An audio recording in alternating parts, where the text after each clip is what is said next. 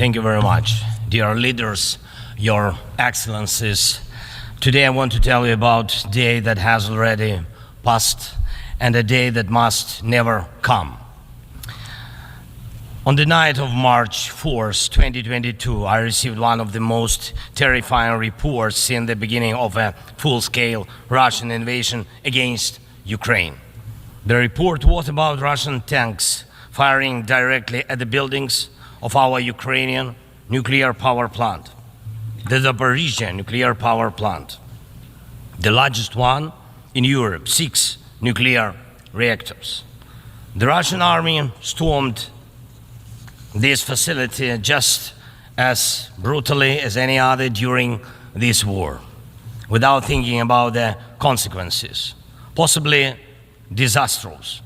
This was one of the most horrifying moments of the war, when no one could know how Russian strikes on the nuclear facility would end, and everyone in Ukraine was reminded of what Chernobyl means. Now, the Zaporizhzhia nuclear power plant remains occupied by Russian forces, unfortunately, and it's at risk of a nuclear incident. This is the major source of radiation danger in Europe, possibly in the world. That's why in the peace formula I presented, the first point is about nuclear safety. In Ukraine, we know exactly what we are dealing with.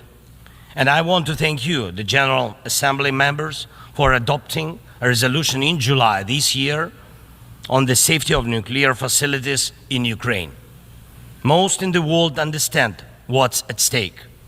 The General Assembly demanded that Russian return control of the Zaporizhzhia nuclear power plant to Ukraine. Only then real nuclear security will return to Europe and the world. And now about the day that must never come. Since Russia can't defeat our people's resistance on the battlefield, Putin is looking for other ways to break the Ukrainian spirit. One of his methods is targeting our energy infrastructure. And these are deliberate Russian attacks on our power plants and the entire energy grid. As of today, Russia has destroyed all our thermal power plants and a large part of our hydroelectric capacity. This is how Putin is preparing for winter, hoping to torment millions of Ukrainians, ordinary families, women, children, ordinary towns, ordinary villages. Putin wants to leave them in the dark and cold this winter, forcing Ukraine to suffer and surrender. Just imagine, please, your country with 80% of its energy system gone, with such a destroyed part of the system. What kind of life would that be? Recently, I received yet another alarming report from our intelligence. Now Putin does seem to be planning attacks on our nuclear power plants and their infrastructure, aiming to disconnect the plants from the power grid. With the help of satellites, by the way, ladies and gentlemen, satellites of other countries. Russia is getting images and detailed information about the infrastructure of our nuclear power plants. But what does this really threaten? Any missile or drone strike, any critical incident in the energy system could lead to a nuclear disaster. A day like that must never come. And Moscow needs to understand this, and this depends in part on your determination to put pressure on the aggressor. These are nuclear power plants. They must be safe. Ladies and gentlemen, 2 years ago in the fall of 2022, I proposed a comprehensive strategy to end the war and to ensure security, and I presented the peace formula at a highly inclusive political platform for world leaders, the G20 summit in Indonesia. representing billions of citizens from all parts of the globe. And it's important for us that all these people can understand us, understand that Ukraine wants to end this war more than anyone in the world. War always poses a threat to many. You all see in the media and read in reports what is happening in Ukraine because of Russia's war. It's something many are imagining happening to themselves. And yes, the smoke from fires in war-torn cities can reach other countries. And if, God forbid, Russia causes a nuclear disaster at one of our nuclear power plants, radiation will not respect state borders. And unfortunately, various nations could feel the devastating effects. Many are concerned, but the deepest understanding of war is always found in the home it destroys. It's the Ukrainian people who feel the full pain of this war.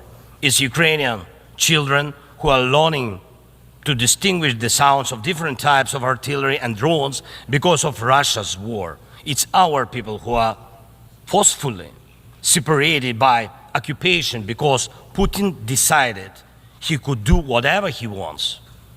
It's our heroic soldiers who are giving their lives to defend our country from invaders trying to steal our land. That's why we say, rightfully so, there can be no just peace without Ukraine. And I thank every leader, every country that supports us in this, that understands us, that sees how Russia, a country more than 20 times larger than Ukraine in territory, still wants even more land, which is insane, and is seizing it day by day while wanting to destroy its neighbor. And Russia found very special bodies for that. North Korea and Iran, telling choice of friends. And now every neighbor of Russia in Europe and Central Asia feels that the war could come to them as well, and just think what kind of losses that would mean for the world. And I thank nearly 100 nations and international organizations that have supported the peace formula. It's truly a global community: Africa, Asia, Europe, Latin America, North America, the Pacific region, all united by the peace formula. And I am glad that the first peace summit was so reminding of the UN General Assembly. Everyone was equal.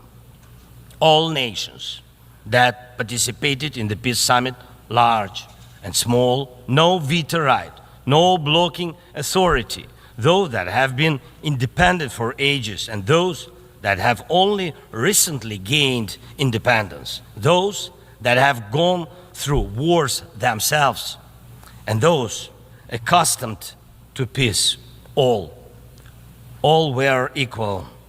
That is what Russia hates the most and cannot control. That's why Russia says the peace formula doesn't suit it.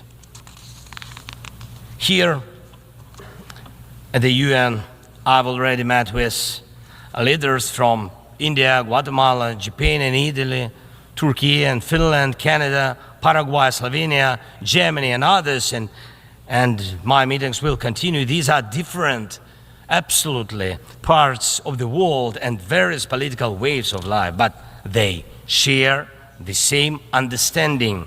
Peace is needed, and it must be a real, just peace. Unfortunately, at the UN, it's impossible to truly and fairly resolve matters of war and peace because too much depends in the Security Council on the veto power. When the aggressor exercises veto power, the UN is powerless to stop the war, but the peace formula can. Once again, there is no veto power in it.